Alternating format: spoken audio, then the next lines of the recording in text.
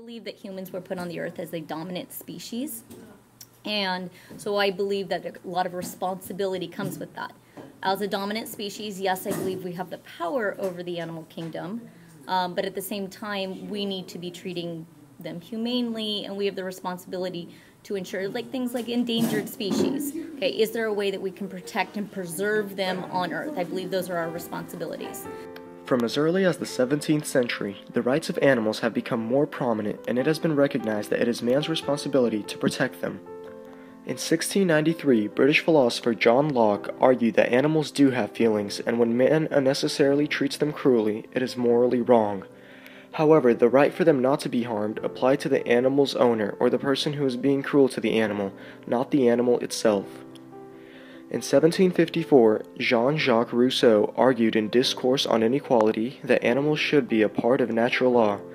It was not because they are rational, but because they are sentient.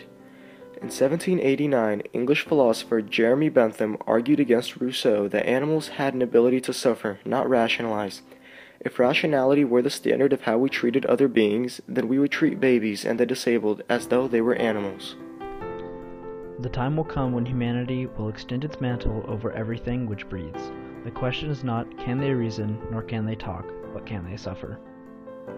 The first documented prosecution for cruelty to animals was seen in 1822. Two men were found beating their horses in London's Smithfield Market and were fined 20 shillings each. Later that year, a law in Great Britain was passed called the Act to Prevent the Cruel and Improper Treatment of Cattle, otherwise known as Martin's Act. This act would prevent the cruel treatment of horses, mules, cows, oxen, sheep, and other cattle. Any person that beat, abused, or ill-treated these animals would have to pay a fine or be committed to prison for up to 3 months. An act was passed in 1835 in the Parliament of the United Kingdom that protected animals such as cattle, dogs, bears, and sheep. This act would ban bear baiting and cockfighting, and would make possible the further legislation to protect animals, create shelters, veterinary hospitals, and more humane transportation and slaughter. The Acts of 1822 and 1835 were later replaced by an Act for the more effectual prevention of cruelty to animals in 1849. It reiterated the offenses of beating, ill-treating, overdriving, abusing, and torturing animals with a maximum penalty of €5 and compensation of up to €10. Since European settlement, there's kind of been a war on predatory animals. At one point in California, a lot of animals were almost hunted to extinction, like bobcats, birds of prey, mountain lions. Coyotes were hunted badly. Actually, grizzly bears and wolves were completely extirpated from the state of California. There was a large conservation movement starting in the 20th century to bring back a lot of our predators. So their populations did recover, but there was still hunting allowed. In Germany, animal welfare was well supported by Nazis, even leaders Adolf Hitler and Hermann Göring. On August 16, 1933, Göring, the Prime Minister of Prussia, imposed a law banning vivisection. He also regulated the shoeing of horses, imposed regulations on boiling lobsters and crabs, and once sent a fisherman to a concentration camp for cutting up a bait frog. On November 24, 1933, Germany enacted a law called Reich Animal Protection Act. It was for the protection of animals, listing many prohibitions against the use of animals. An absolute and permanent ban on vivisection is not only a necessary law to protect animals and to show sympathy with their pain, but it is also a law for humanity itself. Do you think it is our responsibility as humans to protect animals and the rights they have? Yes, because I mean, the animal's kind of, speechless. It can't really fend for itself too much without, humans being able to speak up for it and take care of it. PETA had their first case in 1981, the Silver Springs monkey case, which resulted in the first arrest and conviction of an animal experimenter in the U.S. Since then, PETA has secured victories for animals such as persuading popular oil companies to cover exhaust stacks after showing the trapping and deaths of birds and bats in them, or negotiating with popular fast food restaurants, including McDonald's, Burger King, and Wendy's, to agree to make basic welfare improvements for farmed animals. In June 1989, Avon announced a permanent end to animal testing on all of their cosmetic products and laboratories, and that same year in August, Revlon quietly put an end to their testing as well. They replaced animal testing with methods such as in vitro testing in test tubes that would cost about the same. But while they ended treatment in these popular companies, the suppliers they got their raw materials from would sometimes still use animal testing in their products.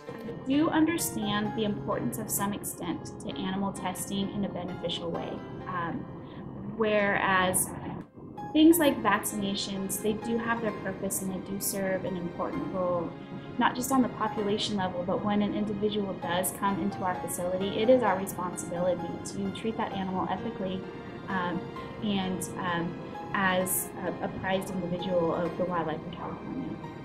Later on in 1995, the organization Compassion Over Killing was founded. Compassion Over Killing is a nonprofit group stationed in Washington, D.C. They work to end animal abuse and focus on the cruelty of animals in agriculture. The Compassion Over Killing organization were suspicious of ISC America, an egg-supplying facility housing over 800,000 hens. Compassion Over Killing investigated the facility and documented numerous abuses on these hens and requested that ISC America be prosecuted for animal abuse, but no action was taken. So on May 23, 2001, they conducted an open rescue at the facility and saved 8 hens. On March 2, 2006, the Shack 7 were convicted under the Animal Enterprise Protection Act. The Shack 7 are 6 activists in the organization Stop Huntington Animal Cruelty. They were convicted for their participation in an international campaign to shut down the product testing lab, Huntington Life Sciences. This event being similar to PETA releasing an undercover video in 1997 of Huntington Life Sciences committing animal abuse. In today's farm industries, animals are treated as commodities. Animals are crowded into warehouses, packed so tightly that they cannot even walk or turn around. They have their tails, toes, and beaks taken off without any form of anesthesia. They have been manipulated to grow so fast that their bones break because they can't support their own weight. Every day it goes unnoticed to the public eye that millions of factory farm animals are denied sunlight, fresh air, wholesome food, and freedom. In 1986, Farm Sanctuary was founded to fight the abuses of factory farming and encourage a new awareness and understanding about farm animals. They still continue to rescue these animals and argue that they are our friends, not our food. Marine mammal facilities are part of a billion-dollar business built on the distress of bright social beings that are meant to live in big, complex social groups and swim up to 100 miles a day in the open ocean. In aquariums and theme parks, they can only swim infinite circles in enclosures and are unable to engage in most innate behaviors. Although American parks and zoos have not captured dolphins from the wild since 1993, it is still legal for them to do so today. Marine mammals kept in aquariums have little federal protection, and the little laws that are currently present are often overlooked. The federal government has allowed violators to go on operating for years, even after the documenting polluted water, starvation, or deaths. As a result, aquariums and theme parks have little motivation to fix problems, improve conditions, or fulfill reporting requirements. Animal Equality, an international animal rights organization, annually celebrates the International Animal Rights Day. Here it will be recognized that the respect we have for individuals should be given to animals as well. Their ambition is to remind the citizens of the world that every being deserves the same kindness and respect. And by the year 2048, their goal is for fundamental rights to be bestowed on all non-human animals. By just adopting a pet from a shelter, eating less meat, or wearing faux fur, one can save more of these innocent animals than they could imagine. Humans have made animal rights what they are today. We have protected, supported, and fought for animals and their rights. Even though there is still a long way to go, people all over the world are doing everything they can to raise awareness and save the rights of these animals that live on the same planet as us. I'm hopeful that people will understand or will learn that, they can take these small measures and it will make a world of difference.